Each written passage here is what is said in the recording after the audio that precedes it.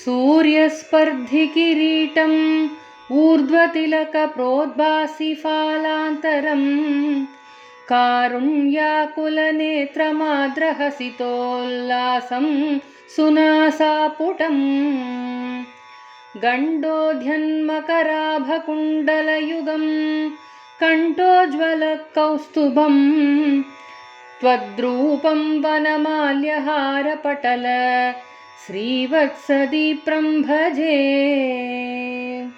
केयूराङ्गद कङ्कणोत्तममहारत्नाङ्गुलीयाङ्गित श्रीमद्बाहुचतुष्कसङ्गतगदाशङ्खारिपङ्केरुहाम्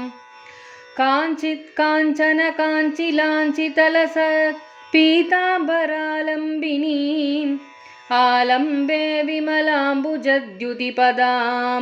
मूर्तिं तवार्तिच्चिदम् यत्रैलोक्यमहीयसोऽपि महितं सम्मोहनं मोहनात् कान्तं कान्तिनिधानतोऽपि मधुरं माधुर्यधुर्यादपि सौन्दर्योत्तरतोऽपि सुन्दरतरं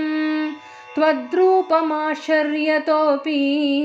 आश्चर्यं भुवनेन कस्य कुतुकं पुष्णाति विष्णो विभो। तत्तादृङ्मधुरात्मकं तव वपुः सम्प्राप्य सम्पन्मयी सा देवी परमोत्सुका चिरतरं नास्ते स्वभक्तेष्वपि तेनास्याबत कष्टमच्युत विभो त्वद्रूपमानोज्ञक प्रेमस्थैर्यमयाद चापलबलात् चापल्यवार्तोदभूत् लक्ष्मीस्तावक रामणीयकहृतैवेयं परेष्वस्तिरेति अस्मिन्नन्यदपि प्रमाणमधुना वक्ष्यामि लक्ष्मीपते ये त्वद्ध्यानगुणानुकीर्तनरसा सक्ता हि भक्ता जनाः तेष्वेषा वसति स्थिरैव दयिता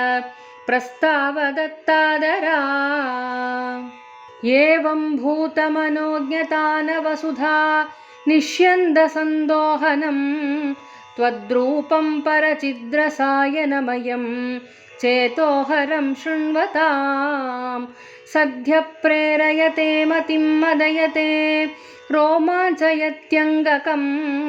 व्यासिञ्चत्यपि शीतबाष्पविसरैः आनन्दमूर्च्छोद्भवैः एवं भूततया हि भक्त्यभिहितो योगः स योगद्वयात् कर्मज्ञानमयादृशोत्तमतरो योगीश्वरैर्गीयते सौन्दर्यैकरसात्मके त्वयि खलु प्रेम प्रकर्षात्मिका भक्तिर्निश्रममेव विश्वपुरुषैर्लभ्या रमावल्लभ निष्कामं नियतस्वधर्मचरणं यत्कर्मयोगाभिधं